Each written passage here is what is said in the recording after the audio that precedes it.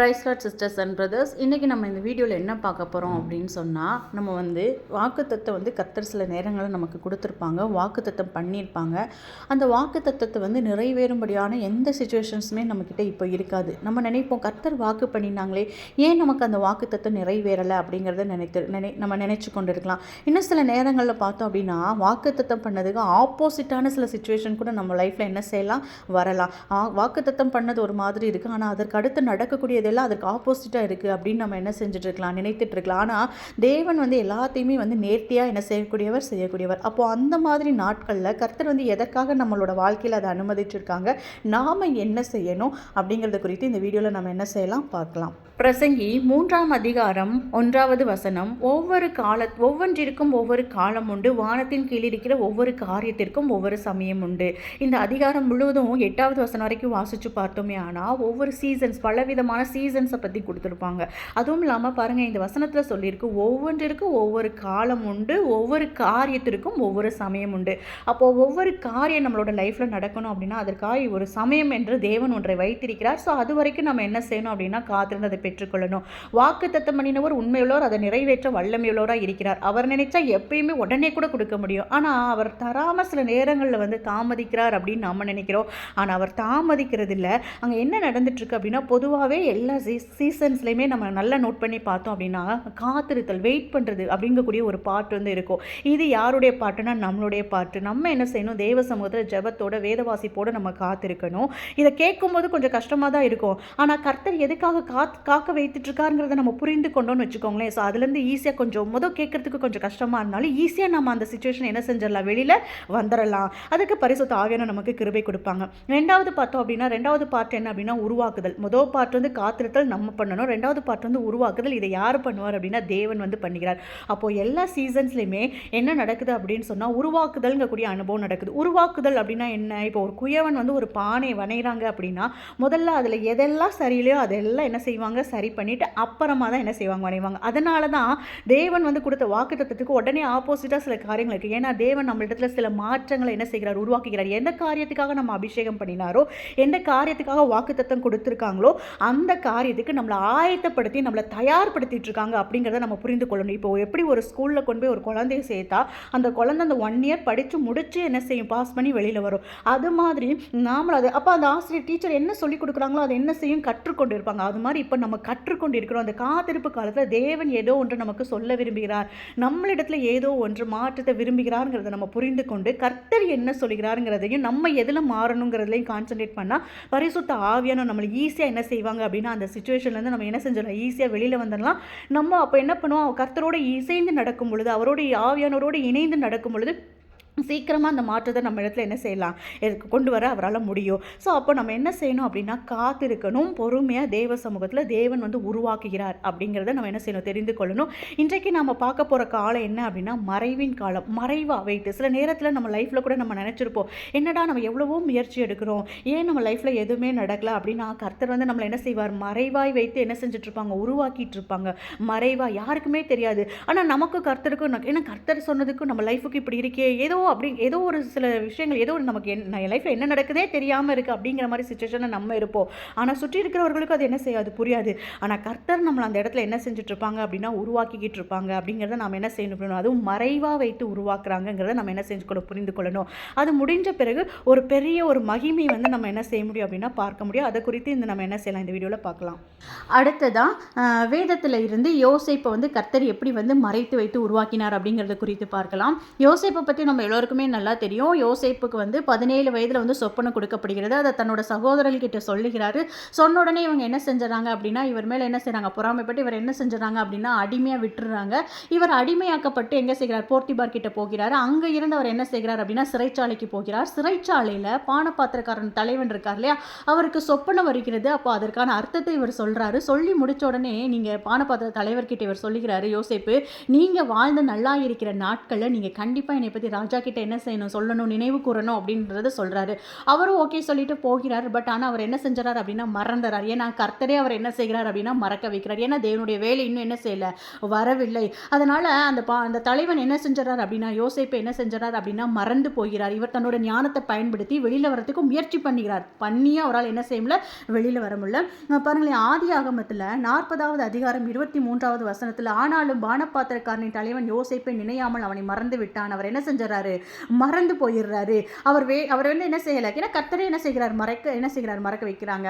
அதுக்கடுத்து என்ன ஆகுது அப்படின்னா, பானபாத்திரக்காரன் தலைவன் வெளில போயிறாரு. அப்போ ராஜாவுக்கு வந்து ஒரு சொப்பனை வருகிறது. உடனே அப்போ அவருக்கு என்ன செய்கிறது அப்படின்னா அவன் ஞாபகம் வருகிறது. பாருங்க, ஆதியாகமம் 41:9, அப்பொழுது பானபாத்திரக்காரனின் தலைவன் பார்வோனை நோக்கி, நான் செய்த குற்றம் இன்னதென்று என் நினைவில் வந்தது அப்படிங்கிறத அவர் என்ன செய்கிறார், உணர்கிறார். அப்போ அவர் வேணும்லாம் என்ன செய்யல, மறக்கல. அவருமே உதவி செய்யணும் தான் நினைத்திருக்கிறார். பட் ஆனால் கர்த்தரோட வேலை வராதனால அவர் மறந்துடுறாரு. அதற்கு பிறகு இவர் என்ன செய்கிறார் அப்படின்னா, யோசேப்பை பற்றி என்ன செய்கிறார், ராஜா கிட்ட சொன்னோன்னே ராஜா அவர் வர சொல்லி அவர் என்ன செய்கிறார் அப்படின்னா தேசாதிபதியாக உயர்த்தி வைக்கிறாரு. அப்போ பாருங்கள், அவர் மறைந்து சிறைச்சாலையில் இருந்தார். ஆனால் அதுக்கப்புறம் என்ன செய்கிறார், தேசாதிபதியாக மாற்றப்படுகிறார். பாருங்கள், ஆதியாகமம் 41 அதிகாரம் 38, அப்பொழுது பார்வோன் தன் ஊழியக்காரரை நோக்கி, தேவாவியை பெற்ற இந்த மனுஷனை போல வேறொருவன் உண்டோ என்றான். அப்படி சொல்லி அவர் என்ன செய்கிறார் அப்படின்னா தேசாதிபதியாக என்ன செய்கிறார், உயர்த்தி வைக்கிறார். அதுவும் இல்லாமல் இவருடைய நான் வந்து சிம்மாசனத்தில் மட்டும்தான் என்ன செஞ்சுருப்பேன், உயர்ந்தவராக இருப்பேன். கை காலை கூட என்ன செய்ய முடியாது, யோசேப்போட அனுமதி இல்லாமல் என்ன செய்ய முடியாது, அசைக்க முடியாதான்.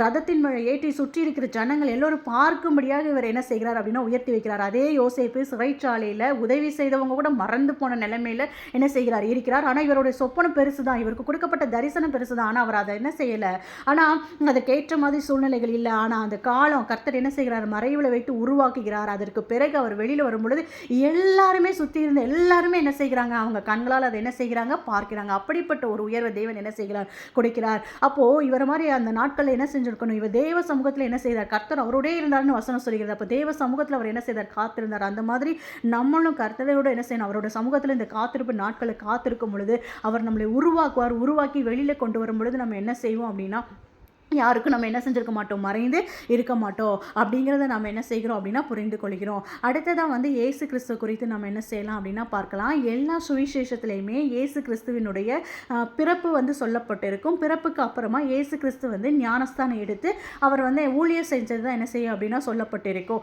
எந்த ஒரு இடத்துலையுமே அவர் வந்து அந்த சிறு பிராயத்தில் வந்து என்ன செய்துட்டு இருந்தார் அப்படிங்கிறத குறித்து எந்த ஒரு சுவிசேஷத்துலையுமே என்ன செய்யப்பட்டிருக்காது அப்படின்னா சொல்லப்பட்டிருக்காது. அவரோட தேவனுடைய குமாரன் தான், ஆனாலுமே அவர் மறைவில் வைத்து தான் என்ன செஞ்சிருக்காரு அப்படின்னா உருவாக்கப்பட்டிருக்கிறார். அவரை பற்றி எதுவும் சொல்லப்பட்டிருக்காது. ஆனால் லூக்கால பாருங்களேன், 2ஆம் அதிகாரம் 40வது வசனத்தில், பிள்ளை வளர்ந்த ஆவிலே பலன் கொண்டு ஞானத்தினால் நிறைந்தது, தேவனுடைய கிருபையும் அவர் மேல் இருந்தது.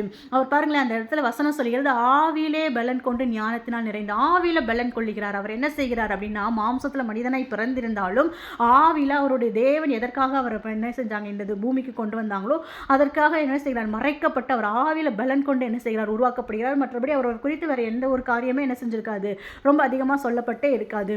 அப்போ அது மறைவாக என்ன செஞ்சிருக்கார், கர்த்தர் அவர் என்ன செஞ்சிருக்காரு, உருவாக்கி இருக்கிறார். அப்படிங்கிறத நாமளும் என்ன செய்கிறோம் அப்படின்னா புரிந்து கொள்கிறோம். பவுலுமே அப்படிதான். சவுல் வந்து பவுலா மாற்றப்பட்ட பிறகு அவர் 3 வருஷங்கள் என்ன செஞ்சிருப்பாருன்னா காத்திருந்து அதற்கு பிறகுதான் அவரோட ஊழியத்தை என்ன செஞ்சிருப்பார் அப்படின்னு சொன்னால் அவர் தொடங்கியிருப்பார். அப்போது நம்மளை தேவன் வந்து எந்த ஒரு காரியத்துக்காக அபிஷேகம் பண்ணியிருந்தாலோ இல்லை வாக்குத்தத்தை நமக்கு கொடுத்திருந்தாலோ அது நிறைவேறுவதற்கு முன்பாக நம்மளை உருவாக்குகிறார் அப்படிங்கிறத நம்ம என்ன செய்கிறோம் அப்படின்னா புரிந்து கொள்ளணும். அப்போது கர்த்தர் வந்து காத்திருக்க வைக்கிறாங்க அப்படின்னா அந்த காலத்தில் ஏதோ ஒரு ட்ரைனிங் நமக்கு என்ன செய்யுது, நடக்குது அப்படிங்கிறத புரிந்து, அப்போ கர்த்தர் நம்ம இடத்துல என்ன மாற்றத்தை விரும்புகிறாருங்கிறத நம்ம தெரிந்து கொண்டோம்னா அவரோட இணைந்து நடந்தோமே என்றால் சீக்கிரம் நம்ம அந்த வாக்குத்தத்தத்தை என்ன செய்ய முடியும், சுதந்திரித்துக் கொள்ள முடியும். இதை குறித்து இன்னும் நம்ம பார்க்கலாம். அடுத்ததான் மேக்ஸிமம் எப்பயுமே நம்ம இந்த உருவாக்குதலின் அனுபவம் இல்லை இந்த காத்திருப்பு காலத்துலலாம் நம்ம போகும்போது, இந்த சீசன் சொல்லியெல்லாம் நம்ம போகும்போது கர்த்தர் வந்து நம்மளை வந்து எதுக்காக உருவாக்குகிறாங்க அப்படின்னா எல்லா காலங்கள்லையுமே வந்து நம்ம கனி கொடுக்கிறோமா இல்லையா அப்படிங்கிறது குறித்து தான் என்ன செய்ய இருக்கும். நல்லா நம்ம நோட் பண்ணி பார்த்தோம் என்றால் என்னுடைய மறைவின் காலத்தில் நான் உருவாக்கப்படும் பொழுதாக இருக்கட்டும், நான் காத்திருப்பு காலத்தில் இருக்கும் பொழுதாகட்டும், என்னுடைய கர்த்தர் வந்து எப்படி உருவாக்கினார் அப்படின்னா அவருடைய கனிகள் வந்து என்னிடத்துல இருக்கலாம், ஆனால் அது பூரணப்படணும் இல்லையா. அப்போ அப்போ அடுத்தடுத்த லெவலில் நம்ம என்ன செய்யணும் அப்படின்னா வளரணும். அதே மாதிரி கர்த்தர் நம்ம வந்து எப்பயுமே பூமிக்குரிய ஆசீர்வாதத்தை தான் நான் பார்த்துட்டு இருந்தேன். ஆனால் அவர் வந்து ஆவிக்குரியதுலேயே நம்மளை என்ன செய்வார் அப்படின்னா வளர்ப்பாங்க. பூமிக்குரிய அந்த உலக காரியம் ரெண்டையுமே அவர் என்ன செய்வாங்க, பேலன்ஸ் பண்ணி கொண்டு போவாங்க. ஏன்னா நம்ம வந்து இந்த உலகத்தையே ரொம்ப அதிகமாக ஃபோக்கஸ் பண்ணிட்டே என்ன செஞ்சுருப்போம், இருந்திருப்போம். என்னுடைய காலத்தில் பார்த்தோம் அப்படின்னா, இப்போ என்னுடைய காத்திருப்பு காலத்துடைய அனுபவத்தை பார்த்தோம் அப்படின்னா, என்னுடைய காத்திருப்பு காலம்போது எனக்கு 2016 வந்து மேரேஜ் ஆகுது. எனக்கு 4 இயர்ஸாக வந்து பேபி கிடையவே கிடையாது.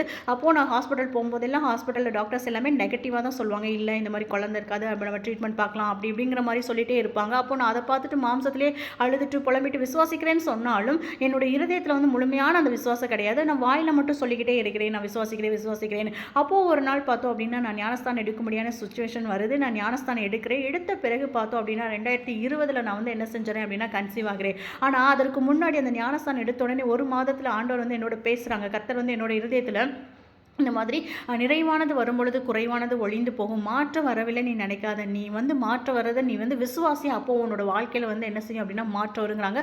அப்போ அந்த நிறைவானது வரும்பொழுது குறைவானது அந்த வார்த்தையில் ஒரு வல்லமை ஜீவன் எனக்குள்ளே இறங்கணுன்னே நான் விசுவாசிக்கும் பொழுது அதை குறித்து நான் யோசிக்கவே இல்லை. 4 வருஷமாக அதை குறித்தே யோசிச்சுட்டு இருந்தேன். நான் அதுக்கு பிறகு அந்த 1 மந்த்து ஃபுல்லாக அதை பற்றி நான் திங்க் பண்ணவே இல்லை. இப்போ என்கிட்ட ஒரு குழந்தை இல்லாமல் இருக்குதுன்னு நான் நினச்சி அழுகிறதுக்கு என்கிட்ட இருந்தால் நான் எவ்வளோ ஒரு சமாதானமாக இருப்பேன். அந்த மாதிரி ஒரு சமாதானத்துக்குள்ளே நான் போனேன்.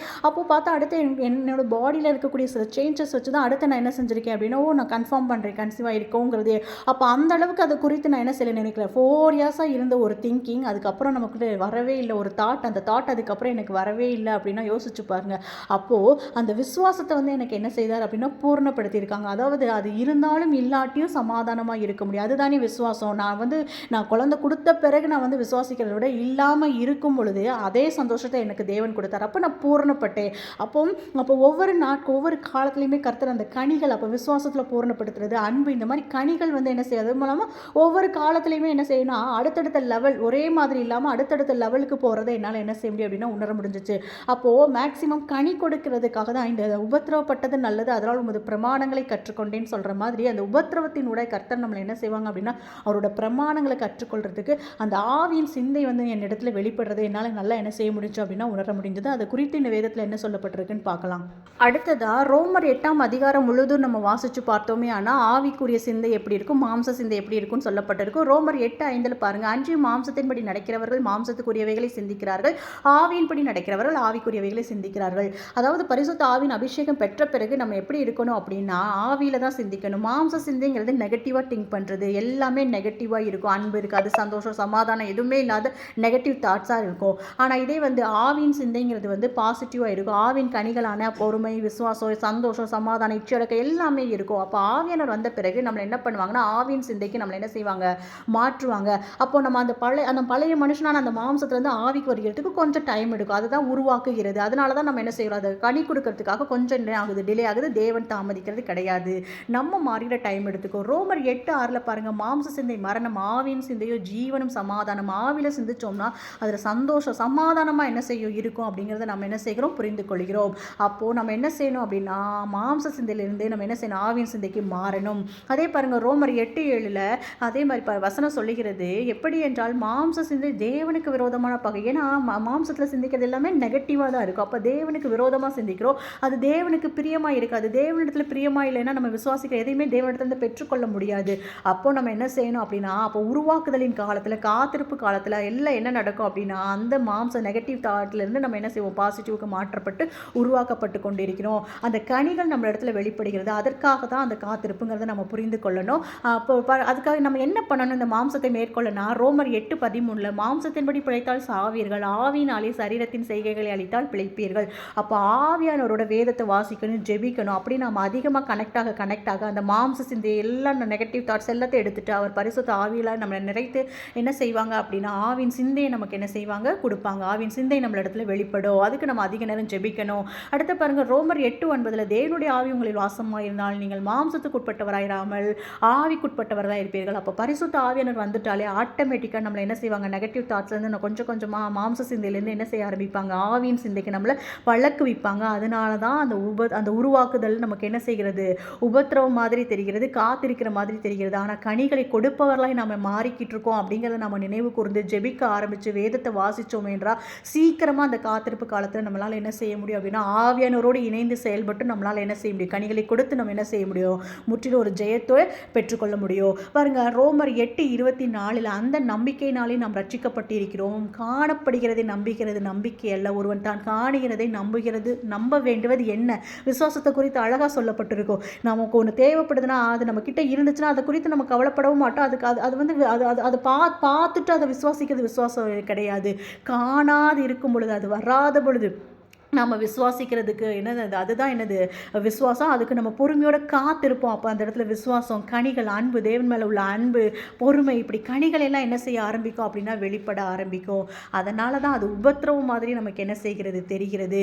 பாருங்களேன், பவுல் சொல்லுகிறார் ரோமர் 5:3 அது மாத்திரமல்ல, உபத்திரவம் பொறுமையையும், பொறுமை பரீட்சையும், பரீட்சை நம்பிக்கையும் உண்டாக்கிறது நாங்கள் அறிந்து.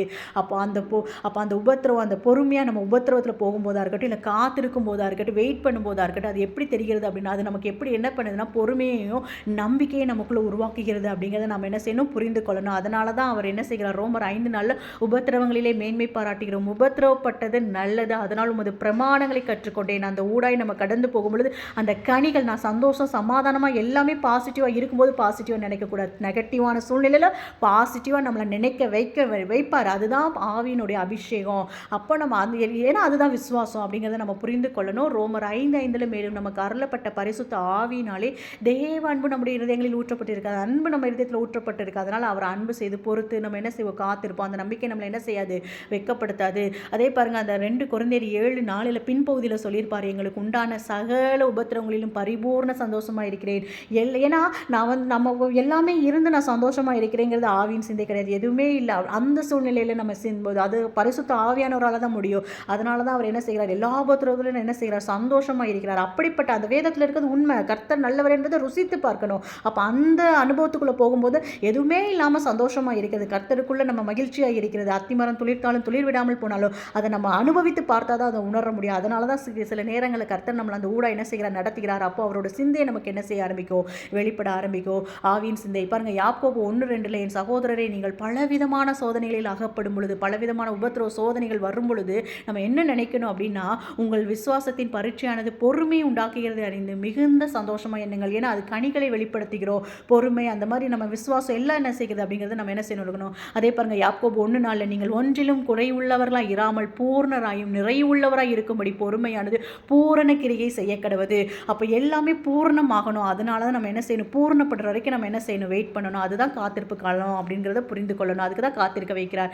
யாக்கோபு 1:6 பாருங்களே, அவர் என்ன செய்கிறார்னா, சந்தேகப்படுகிறவர்கள் வந்து காற்றினால் அடிக்கப்பட்டு அலைகிற கடலின் அலைக்கு ஒப்பாயிருக்கிறார். சந்தோஷப்பட்டோம்னா காத்தடிச்சா எப்படி ஒரு சமாதானம் இல்லாமல் அப்படிப்பட்ட ஒரு சிச்சுவேஷனுக்கு நம்ம என்ன செஞ்சிருவோம், போயிடுவோம். அப்போ நம்ம சந்தேகப்படக்கூடாது. நம்ம என்ன செய்யணும், விசுவாசத்தோடு நம்ம என்ன செய்யணும் இருக்கணும் அப்படிங்கிறத நம்ம என்ன செய்யணும், கற்றுக்கொள்ளணும். இப்போ ஒரு காரியத்துக்காக நம்ம சந்தோஷப்பட்டோம்னா என்ன ஆகும், அந்த காற்றும் கடல் வீசப்பட்டோன்னே நம்ம என்ன செஞ்சிருவோம், கலங்கி போயிடுவோம், நெகட்டிவ் தாட்ஸ் வந்துடும். ஆனால் அப்படிப்பட்டவர்களை சந்தேகப்படாமல் விசுவாசத்தில் நம்ம உறுதியாக என்ன செய்யணும், இருக்கணும். அப்படி நம்ம சோதனையை நம்ம வந்து சகித்து இருந்தோமே ஆனால் வாக்குத்தத்தம் பண்ணப்பட்ட ஜீவ கிரீடத்தை பெறுவோம். உங்களுக்கு கர்த்தர் என்ன வாக்குத்தத்தம் பண்ணினாரோ உங்களுக்கு அந்த வாக்குத்தத்தமும் நிறைவேறும். 2வது கனிகளை கொடுப்பவர்களாய் மாறுவோம்.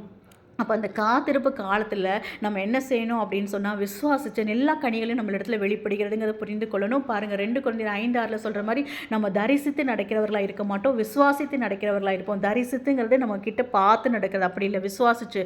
அப்போ எல்லா கனிகளுமே அந்த காத்திருப்பு காலமாக இருக்கட்டும், மறைவின் காலம், எல்லா காலங்களையும் கர்த்தர் நம்மளை உருவாக்குகிறது எதுக்காக அப்படின்னு சொன்னால், அந்த கனிகள் நம்ம இடத்துல வெளிப்படுகிறதுக்காக தான். அதை நம்ம புரிந்து கொண்டு ஆவியானவரோடு ஜெபிக்கும் பொழுது அந்த கனிகள் நம்ம இடத்துல என்ன செய்ய ஆரம்பிக்கும் அப்படின்னா, வெளிப்பட ஆரம்பிக்கும்.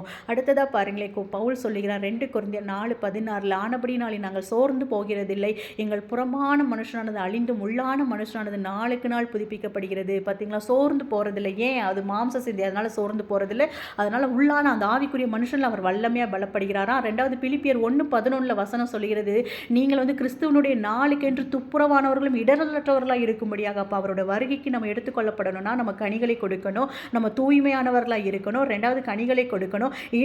இடரல் இல்லாதவர்களாய் நம்ம இருக்கணும். அதனால தான் கர்த்தர் நம்மளை என்ன செய்கிறார் அப்படின்னா, இந்த பூமியில் வாழ்கிற நாட்களுக்குள்ளே நம்மளை என்ன செய்கிறார் அப்படின்னா, பலவிதமான காலங்களுக்குள்ளே நம்மளை கொண்டு போய் சீசன் சொல்லியாக போய் கனி கொடுப்பவராய் உருவாக்குகிறார். அதனால தான் வாக்குத்தத்தம் கொடுக்கப்பட்டு அபிஷேகம் பண்ணப்பட்ட பிறகு நம்ம வாழ்க்கையில் சில காரியங்கள் ஸ்லோவாக இருக்கிறது. இதை நம்ம புரிந்து கொண்டு அதிக நேரம் ஜெபித்தோமே ஆனால் சீக்கிரம் நம்ம அந்த கனிகள் வெளிப்பட்டு நம்ம அவரோட வருகைக்கும் பூமிக்குரிய ஆசீர்வாதம் எல்லா விதமான ஆசீர்வாதத்தினாலும் கர்த்தர் நம்மளை என்ன செய்வார், ஆசீர்வதிப்பார். இதை நம்ம புரிந்து கொண்டோம்னா இந்த காத்திருப்பு காலத்தை சீக்கிரமாக நம்ம என்ன செஞ்சிடலாம் அப்படின்னா கடந்து தேவனுடைய ஆசீர்வாதங்களை நம்ம முழுமையாக சுதந்திரித்துக் கொள்ளலாம். இந்த செய்தி உங்களுக்கு ரொம்ப பிரயோஜனமாக இருந்திருக்கும் நான் விசுவாசிக்கிறேன். கர்த்தர் உங்களையும் உங்கள் குடும்பத்தை அளவில்லாத ஆசீர்வதிப்பாராக. Thank you brothers and sisters. Amen.